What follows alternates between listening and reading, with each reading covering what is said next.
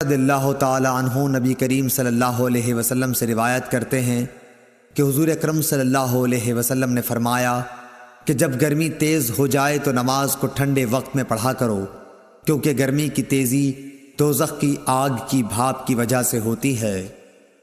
صحیح بخاری حدیث نمبر 536۔ نے اپنے رب سے شکایت کی کہ اے میرے رب، آگ کی شدت کی وجہ سے میرے بعض حصے نے بعض حصے کو کھا لیا ہے۔ اس پر اللہ نے اسے 2 سانس لینے کی اجازت دی، ایک سانس جاڑے میں اور ایک سانس گرمی میں۔ اب انتہائی سخت گرمی اور سخت سردی جو تم لوگ محسوس کرتے ہو وہ اسی سے پیدا ہوتی ہے۔ صحیح بخاری حدیث نمبر 537۔ سہل ذکوان نے ابو سعید خدری رضی اللہ تعالیٰ عنہ کے واسطے سے بیان کیا کہ نبی صلی اللہ علیہ وسلم نے فرمایا کہ گرمی کے موسم میں ظہر کو ٹھنڈے وقت میں پڑھا کرو، کیونکہ گرمی کی شدت جہنم کی بھاپ سے پیدا ہوتی ہے۔ اس حدیث کی مطابقت سفیان ثوری، یحییٰ اور ابو عوانہ نے اعمش کے واسطے سے کی ہے۔ صحیح بخاری حدیث نمبر 538۔ تیم اللہ کے غلام مہاجر ابو الحسن نے کہا کہ میں نے زید بن وہب جہنی سے سنا، وہ ابو ذر غفاری رضی اللہ تعالیٰ عنہ سے نقل کرتے تھے کہ انہوں نے کہا کہ ہم ایک سفر میں رسول اللہ صلی اللہ علیہ وسلم کے ساتھ تھے۔ مؤذن نے چاہا کہ ظہر کی اذان دے، لیکن آپ نے فرمایا کہ وقت کو ٹھنڈا ہونے دو۔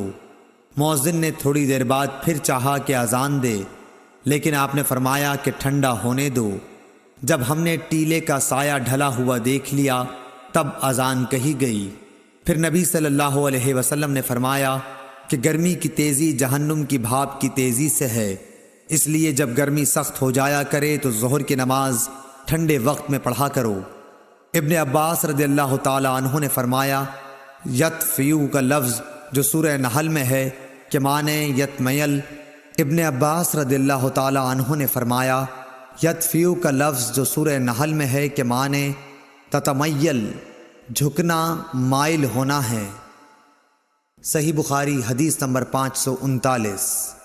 مالک رضی اللہ تعالیٰ عنہ نے خبر دی کہ جب سورج ڈھلا تو نبی صلی اللہ علیہ وسلم حجرے سے باہر تشریف لائے اور ظہر کی نماز پڑھائی، پھر منبر پر تشریف لائے اور قیامت کا ذکر فرمایا، اور آپ نے فرمایا کہ قیامت میں بڑے عظیم امور پیش آئیں گے۔ پھر آپ نے فرمایا کہ اگر کسی کو کچھ پوچھنا ہو تو پوچھ لے، کیونکہ جب تک میں اس جگہ پر ہوں تم مجھ سے جو بھی پوچھو گے میں اس کا جواب ضرور دوں گا۔ لوگ بہت زیادہ رونے لگے۔ آپ برابر فرماتے جاتے تھے کہ جو کچھ پوچھنا ہو پوچھو۔ عبداللہ بن حذافہ سہمی کھڑے ہوئے اور دریافت کیا کہ حضور صلی اللہ علیہ وسلم میرے باپ کون ہیں؟ آپ نے فرمایا کہ تمہارے باپ حذافہ تھے۔ آپ اب بھی برابر فرما رہے تھے کہ پوچھو، کیا پوچھتے ہو؟ اتنے میں عمر رضی اللہ تعالیٰ عنہ ادب سے گھٹنوں کے بل بیٹھ گئے اور انہوں نے فرمایا کہ ہم اللہ تعالیٰ کے مالک ہونے، اسلام کے دین ہونے اور محمد صلی اللہ علیہ وسلم کے نبی ہونے سے راضی اور خوش ہیں۔ پس اس گستاخی سے ہم باز آتے ہیں کہ آپ سے جا اور بے جا سوالات کریں۔ اس پر حضرت صلی اللہ علیہ وسلم خاموش ہو گئے۔